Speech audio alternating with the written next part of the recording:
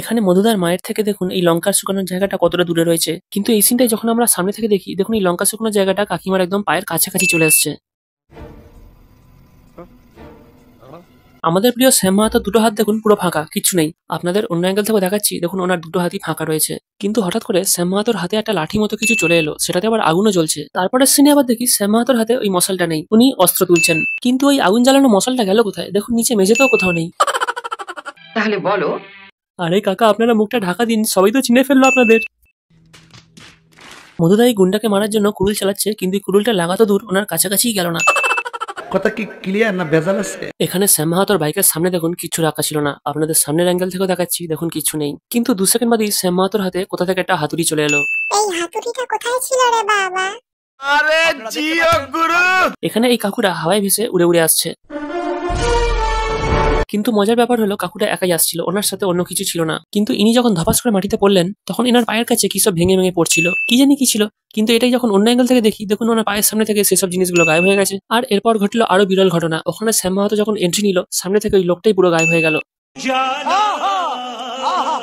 এই সিনে আমরা দেখতে পাই দাদুটা মারা গেছেন এবং ওনার মাথাটা দেখুন একদম সোজা হয়ে রয়েছে। কিন্তু যখন ক্যামেরা অ্যাঙ্গেল চেঞ্জ হয়, দেখুন দাদুর মাথাটা ডান দিকে হেলে রয়েছে। আমরা যখন সামনে থেকে দেখি, দেখুন এই পুলিশ কাকু ভ্যানের বাইরে কিছুটা বেরিয়ে রয়েছেন। কিন্তু এই সিনটাই যখন আমরা পেছনের অ্যাঙ্গেল থেকে দেখি, দেখুন পুলিশ কাকু ভ্যানের ভেতরে ঢুকে গেছেন।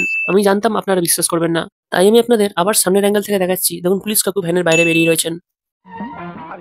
এখানে মধুদাকে আটকানোর জন্য কতগুলো লোক জটলা পাকিয়েছে, কিন্তু আপনাদের সামনে থেকে দেখাই, দেখুন এই জটলা পাকানোর লোকগুলো ওখানে নেই, গায়েব হয়ে গেছে। শ্যাম মাহাতো যখন সামনের দিকে এগিয়ে আসছিল তখন এই মগের হ্যান্ডেলটা দেখুন বাঁ দিকে রয়েছে, কিন্তু শ্যাম মাহাতো যখন ওখান থেকে চলে যায় আর ক্যামেরা অ্যাঙ্গেল চেঞ্জ হয়, দেখুন এই মগের হ্যান্ডেলটা ডান দিকে ঘুরে গেছে। আমার তো কিচ্ছু মাথায় আসছে না, কি করে এসব হচ্ছে? মধুদা সিদ্দিকী সাহেবের টাকা সামলাতে পারেনি বলে এখানে মোহনদাস মধুদাকে ঝাড়ছে। মধুদা কোনো রকম রিপ্লাই না দিয়ে সেখান থেকে আস্তে আস্তে কেটে পড়ছে। আর ঠিক তখনই মাটির নিচ থেকে চেন উঠতে শুরু করলো। চেন উঠতে উঠতে একটা নৌকা উঠে এলো। কিন্তু আমার প্রশ্ন হচ্ছে, মোহনদাস সেটা আগে দেখতে পেলো না? মোহনদা কি সেই ক্রেন বা জেসিবি সেটাও দেখতে পায়নি, নাকি দেখতে পেয়েও কোনো সন্দেহ করেনি? মানলাম যে চেনটা মাটির নিচে চাপা ছিল, কিন্তু সেই চেনটা তো একটা ক্রেন বা কিছুর সঙ্গে বাধা রয়েছে, যেটা সাহায্যে তুলছে। अरे बाप रे, ये तो धोती खोल रहा है। এখানে দাঁড়িয়ে থাকা এই গাড়িটার ছায়া দেখুন কতটা সামনের দিকে এগিয়ে রয়েছে, কিন্তু এই সিনটাই আপনাদের ব্যাক সাইড থেকে দেখাচ্ছি, দেখুন এই গাড়িটার ছায়া চাকা পর্যন্ত এসে থেমে গেছে।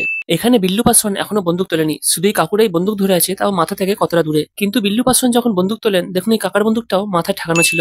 কিন্তু আবার যখন ক্যামেরা অ্যাঙ্গেল চেঞ্জ হয় আর দেখুন বিল্লু পাসওয়ানও বন্দুকটা তুলে রেখে দিয়েছে। अरे कहना क्या चाहते हो? কিন্তু প্রশ্ন হচ্ছে, ওই কাকুরার বন্দুকটা দেখুন মাথায় ঠেকানো আর নেই, আবার সেই মাথা থেকে কতটা দূরে রয়েছে। কিন্তু একটু আগেই তো দেখলাম মাথায় ঠেকানো ছিল। बिल्कुल